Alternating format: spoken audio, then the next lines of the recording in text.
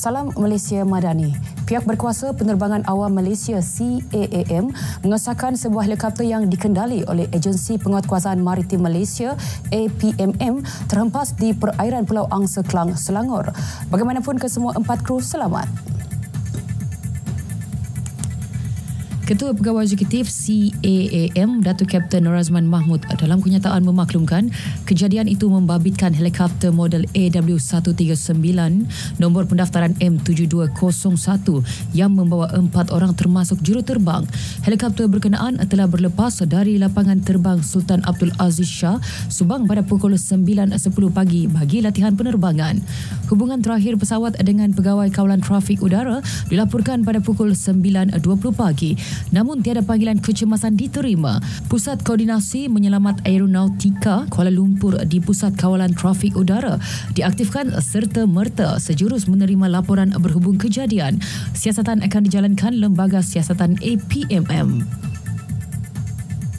Syarikat Gergasi Teknologi disaran mengkaji dasar adaptasi teknologi kecerdasan buatan AI dalam platform media sosial. Ini supaya ia tidak disalahguna. Timbalan Menteri Komunikasi Teo Ni Ching berkata, penggunaan AI membuka peluang kepada penjenayah cyber melakukan jenayah secara berleluasa.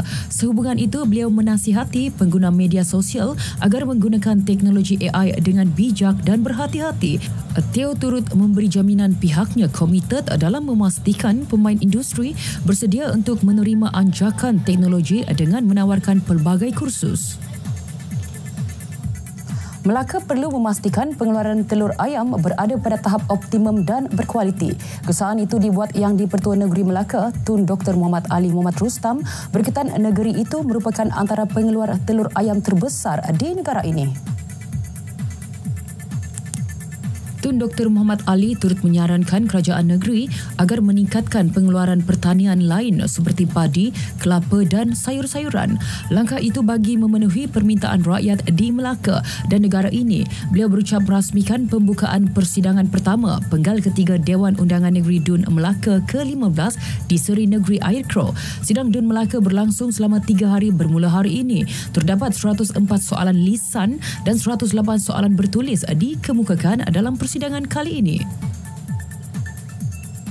Universiti Pendidikan Sultan Idris UPSI menubuhkan Sekolah Rendah Seri Budiman SRSB bagi melebarkan fungsinya sebagai sebuah universiti pendidikan ulung negara.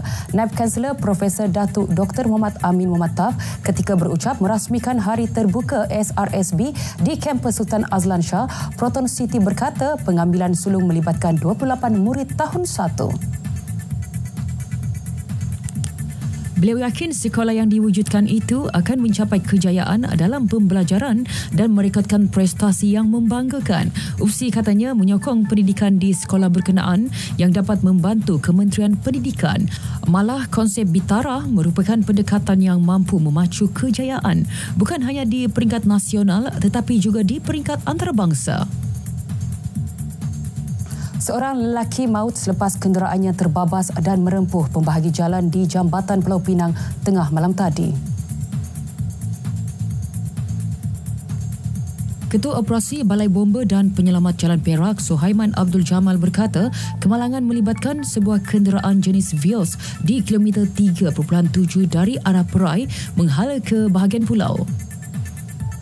Mangsa dari arah Perai menghala ke pulau dan terbabas